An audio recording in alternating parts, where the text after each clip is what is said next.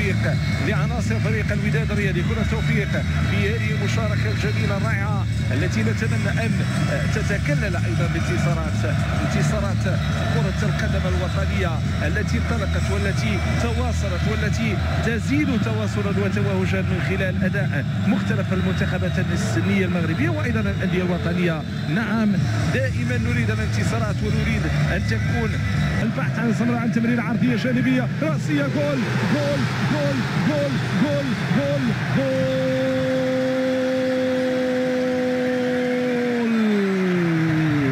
خير البدايه ما تبعناه منذ لحظات، خير البدايه ما تبعناه منذ لحظات، بدايه موفقه، كره عرضيه جانبيه نعم في الشباك منح صافره، كره للوداد تنفذ ارضيه، فرصه تسديده ولكن مباشره الى خارج وقت الملعب، هيئات تم تحضيرها لابعاد الخطوره. الوداد خلق فريق سانتياغو مع البدايه، ما خلاهمش يفكروا نهائيا، ما خلاهمش نهائيا يستوعبوا على انه تم تسجيل هدف اخر في شباك هذا الفريق السانتياغو. بامكانه تجي نعم ممتاز ممتاز ممتاز، عدم التنفيذ، عدم التمرير من نور الكره من الجهه اليسرى، ولكن راهي مرفوعه. علاش ما مررش لفريق الوداد الرياضي؟ نتابع هذه الكره، تمرير راسيه وهدف، هدف ياتي بهذه الكيفيه، كره ثابته من ركنيه يتم التعامل مع هذه الكره.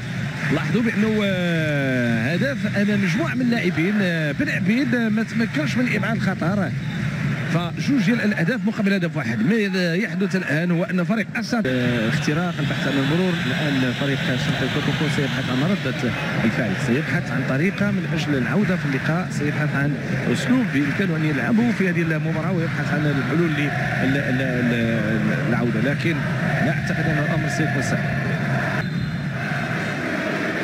عزيز يسدد والكره مباشره صوب الحارس، صوب الحارس. محاولة من الجهة اليسرى، محاولة من الجهة اليسرى، عملية موجودة ممتازة من لورش، كرة الهدف، جول جول جول جول جول جول جول جول جول.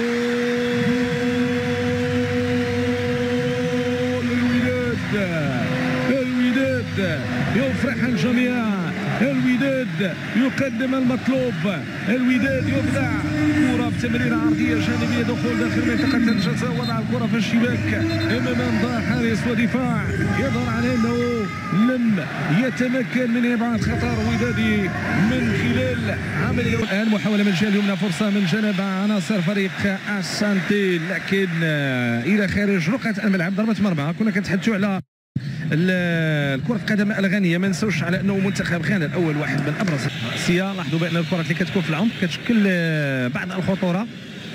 اللاعبين ديال فريق اسانتي الجهة اليمنى لاحظوا الطريقة ديال التمرير، خداو ثقة في نفسهم، ومع ذلك في اخر المطاف ابعاد لهذه الكرة مطلوب.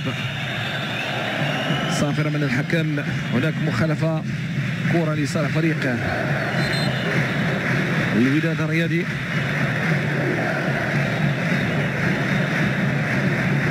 دونك ياخذوا الثقه في النفس. لاحظوا التمريرات، تهيئ الكره بهذه الكيفيه، اللاعب اللي وحده فارغ تماما في غياب المراقبه، في غياب لاعب اللي بامكانه ان للفريق الوداد الذي يطمح لاضافه هدف اخر. نعم نريد اهداف اخرى وقادرين على تسجيل اهداف اخرى ثانيه. هذا مفيد، كره للورش، لورش يسدد، لورش والتصدي من جانب الحارس. كرة جات بهذه الكيفية وللمحاولة من جانب بنويم بين توماس سونغ الذي يمر، البوتسواني السريع الذي يبحث عن الحلول. وهذا لورش الذي يظهر لنا امام تغطية وامام المحاولات التي تجي من الجهة اليسرى. جوج صعبة، لمسة يد واضحة وتصويبة مباشرة صوب الحارس، كانت لمسة يد واضحة قبل ذلك. العموم الحكم لورش ينطلق، لورش بدا يفعل الحفاظ على الكره، عدم التسرع، ذاك ما فعل، ذاك ما حقق، يحصل على هذه الكره.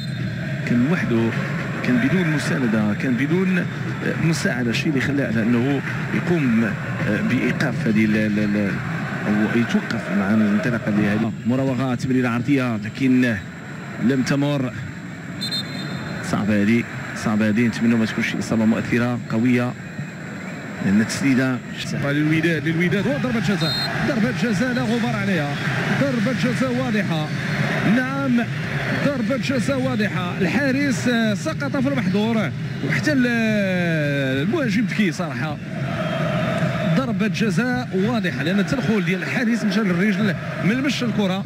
لاحظوا الجماهير التي تتابع ما يحدث في الوقت اللي هناك احتجاج من لاعبين فريق اسانتي.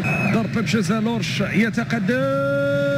جول جول جول جول جول جول جول جول بأي طريقة، ببرودة دم كبيرة، بتسجيل من لورش، بإبداع من لورش، وضع في الشباك على حساب السانتي المستقبل لثلاثة أهداف اليوم. هذا لورش الذي أبدع في وضع الكرة في الشباك ببرودة كبيرة جدا. وضع الكرة في الشباك، أعلن من خلالها عن الهدف الثالث للوداد، الهدف الثالث عن طريق الأفراح في المدرج. يا الدراري، مرحبا بكم في هذا الفيديو. طبعا اليوم مباراة الوداد وشانتي كوتوكو. طبعا الوداد خارج الديار. طبعا معظم الأندية طبعا معروفة ولها قيمة طبعا في كرة القدم الإفريقية خارج الديار في الدور التمهيدي الثاني، يعني في المباراة الأولى. نتكلم مجموع المباراة الأولى مع الثانية. على كل حال الوداد البيضاوي يعني في هذا العام لا بأس، نقول لا بأس ونتمنى له التوفيق. أنا الآن أسجل الفيديو قبل بداية مباراة اليوم. نتمنى للفريق البيضاء والوداد التوفيق في هذه المباراة، لأن القيمة التسويقية للكونفدريشن هذا العام اختلفت كثير يعني بمقارنة مع العام السابق، لأن القيمة التسويقية تطورت كثير بمشاركة الوداد والزمالك وكايزر تشيفز. يبدو أن فريق الوداد بإمكانه طبعا اللعب في هذا الكأس وكأنه يلعب في دوري الأبطال. يعني لا مقارنة كبيرة بين دوري الأبطال وكأس الاتحاد في العام هذا الحالي. ليس نتكلم عن سابقا كان دوري الأبطال أفضل، لكن هذا العام اختلفت الأمور. فريق الوداد يلعب في مركب رياضي محمد الخامس طبعا ديربي، وربما يلعب هذه المباراة الإياب، لأنه على ما سمعت أن راح يتم غلق الملعب. رغم هذا التصرف لا يليق بالفرق البيضاوية، يعني لا الوداد ولا الرجاء يحتاجون اللعب في هذا الملعب.